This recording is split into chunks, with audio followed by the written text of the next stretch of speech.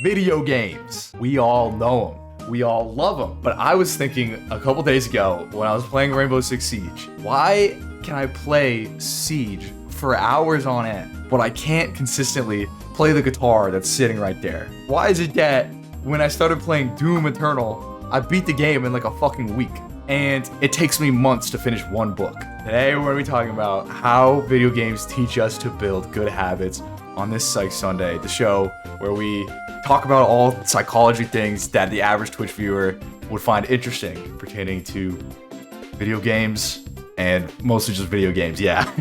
And as always, take this all with a grain of salt. First, I want to think about why we play video games. First of all, I don't know where I found this image of this fucking creepy ass thinking face.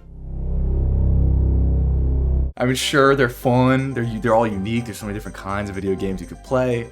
They're social, they make us happy, as we found out last time. But why do we keep coming back again and again? And why do we sometimes drop them after just a couple of hours of playing? And it all comes down to habits. Oh, loot boxes. I'll get there. I'll get to loot boxes. So it all comes down to habits. And let me start by using the classic example of Super Mario Bros. Here is the first level of Super Mario Bros. You start off the game, and the first level you play is fairly easy to some and completely new to others, but either way, it really just gives you a base understanding of how the character moves, the mechanics, and what to expect from the game's environment in a relatively low effort way. It's pretty straightforward. I mean, you can kind of just look through the level and see it's like not that hard. At the end of the day, you're really just figuring out the controls. It's a pretty easy level. And then the next level gets a little harder. It gets a little spice of having the tube go down here and you can come back out. But the main thing is, it is slightly harder. It's just a slightly harder level. I mean, you can literally just see like how much tighter the spaces are. And this level has a lot more Koopas. Oh, and they introduced having these sets of the piranhas while also having the Goombas. Basically, they just make it incrementally harder, right? But it's still very doable, especially when you compare it to the last level. Essentially, the point is all the levels go on this way. They all go on. They get slightly harder and harder as the game progresses all the way through. As you play, objectives are made, especially in like the new Mario games, to beat every level, of course, defeat all the enemies like Bowser and Bowser Jr. and save Princess Peach, all that, whatever, who cares about her. Collect coins and stars if you're that kind of gamer where you just like want to collect all the items, or if you're the kind of gamer that wants to discover all the secret levels. Like there's objectives that you can clearly see and understand quickly, and all these levels are straightforward, and especially in a classic Mario game, it's like you just know where you're going. At any point in the game, on any level, you could say, I am going that way. And so as you progress through these challenges, you're rewarded with power-ups. You get to go to that little Toad thing where you like talk to Toad. I honestly like don't even remember how that worked fully. I just remember talking to Toad and kind of getting creeped out by the way he sounds. Apparently there's also even a secret world 9 in a Super Mario Wii that if you complete like all these different challenges and basically like beat the game and then get some like extra stars, it unlocks a secret world 9. I played that game so much that I'm like pretty mad that I didn't know about this at all. I don't know. I thought I was kind of a gamer, but apparently not. But the point here is, there's objectives that vary in how satisfying they are and how they, approach and appeal to people.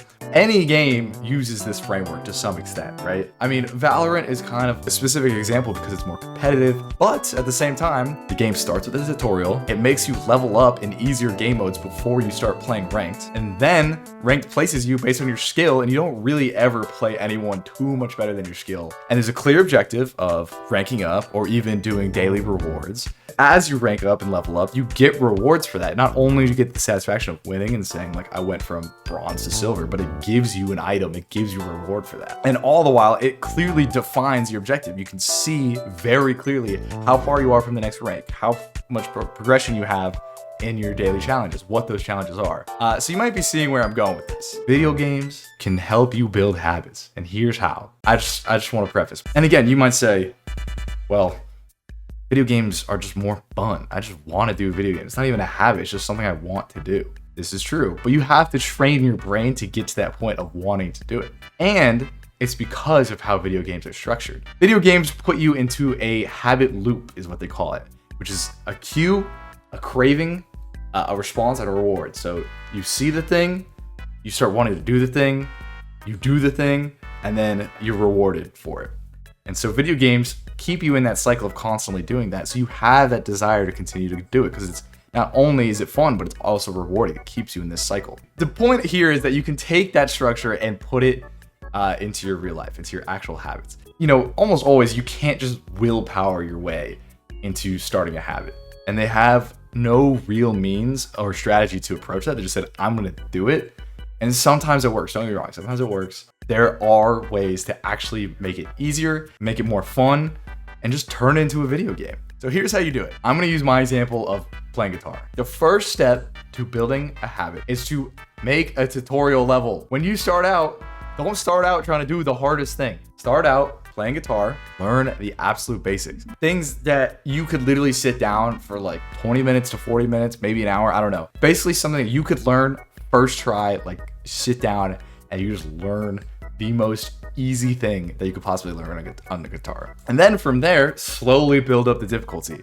Go on to the next level, make it slightly harder, but never make it too much harder and never keep it too easy, because the state in between where we're slightly challenged is what keeps us coming back. And that's why video games keep us coming back, because we're always playing on the next slightly hardest level that challenges us just enough to enjoy it and keep wanting more. Video games also are famous for entering the flow state, the spot where you are comfortable, but you're also being slightly challenged and the difficulty is not at your absolute like comfort level.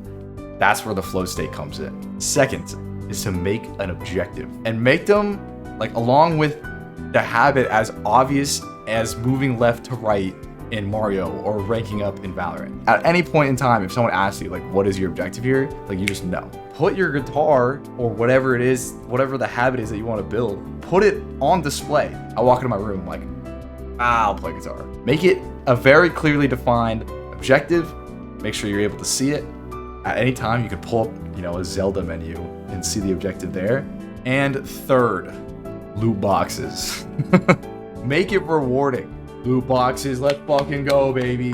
Come on. Make it as rewarding as getting a damn loot box or beating a level or completing any objective in a video game. There's inherent reward to completing a task. For the most part, it is not good enough. It is not good enough to go to the gym once and be like, it felt good that I did that. I'm glad I did that. So literally give yourself a reward. Have a little treat, if you will, a little snacky. It doesn't matter what it is. It can be food. It can be anything else. I don't know, a hot shower, a bath or something. I don't know. But literally reward yourself to train your brain that when you complete that task, that habit you want to build, it's a good thing, that your brain likes that. Yeah, and so just put all of this into a habit loop. Literally take this framework and theory craft. Write it down even if you wanted to. And so actually like having a set plan makes it so much more likely that you'll actually build this habit. Figure out the game design, not just the habit itself.